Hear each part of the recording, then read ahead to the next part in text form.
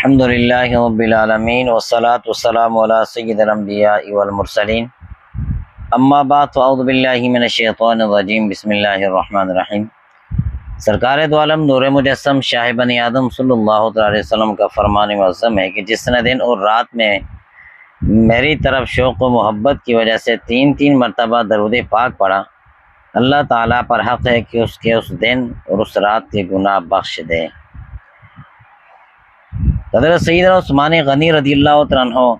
ایک بار ایک مقام پر پہنچ کر پانی منگوایا اور وضو کیا، پھر یکا یک مسکرانے اور رفقا سے فرمانے لگے، میں کیوں مسکرایا؟ پھر اس سوال کا خود ہی جواب دیتے ہوئے فرمایا، ایک بار میں نے سرکار نامدار صلی اللہ علیہ وسلم کو اسی جگہ پر وضو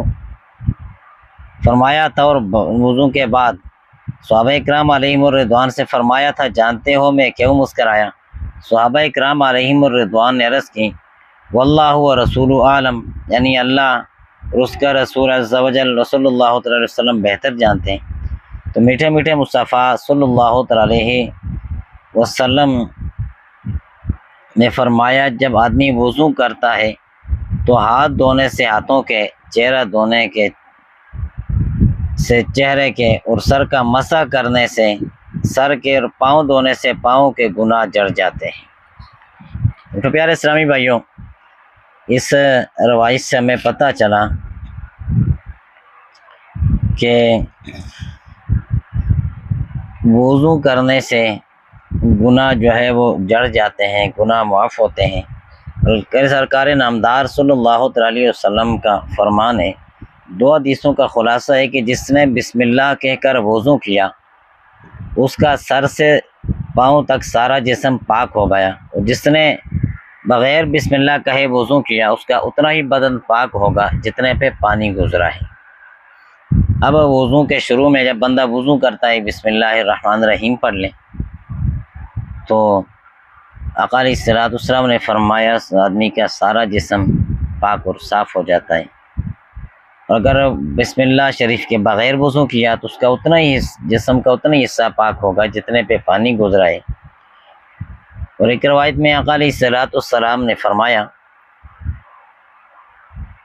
کہ باوضو سونے والا روزہ رکھ کر عبادت کرنے والے کی طرح ہے۔ تاجدار مدینہ صلی اللہ علیہ وسلم نے حضرت سیدنا انس رضی اللہ عنہ سے فرمایا، بیٹا اگر تم ہمیشہ باوضو رہنے کی استطاعت رکھو تو ایسا ہی کرو، کیونکہ ملک الموت جس بندے کی روح حالت وضو میں قبض کرتا ہے اس کے لیے شہادت لکھ دی جاتی ہے۔ تو اللہ تبارک و تعالی ہمیں صحیح طریقے سے وضو کر کے اللہ کریم کی یاد کرنے کی توفیق نصیب فرمائے۔ اب یہ بھی ہے کہ بسم اللہ شریف پڑھ کر وضو کریں تو سارا جسم گناہوں سے پاک اور صاف ہو جاتا ہے۔ اور دوسری روایت میں یہ بھی ہے کہ جو باوضو سونے والے، یعنی وضو کر کے سونے والا روزہ رکھ کر عبادت کرنے والے کی طرح ہے۔ ایک بندہ ساتھ ہی بسم اللہ والحمدللہ پڑھ لے تو جب تک اس آدمی کا وضو رہے گا ملائکہ اس کے لیے نیکیاں لکھتے رہیں گے۔ اب صحیح طریقے سے وضو کیا، اب وضو کے بعد اس نے کلمہ شہادت پڑھا تو اس کے لیے جنت کے 8 دروازے کھول دیے جاتے ہیں، جس دروازے سے چاہے اس کے اندر داخل ہو جائے۔ تو حدیث مبارکہ میں ہے کہ جو وضو کے بعد ایک مرتبہ سورہ قدر پڑھے اس صدیقین میں سے ہے،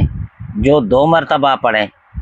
شہداء میں شمار کیا جائے گا، جو 3 مرتبہ پڑھے گا اللہ عز و جل میدان محشر میں اسے اپنے انبیاء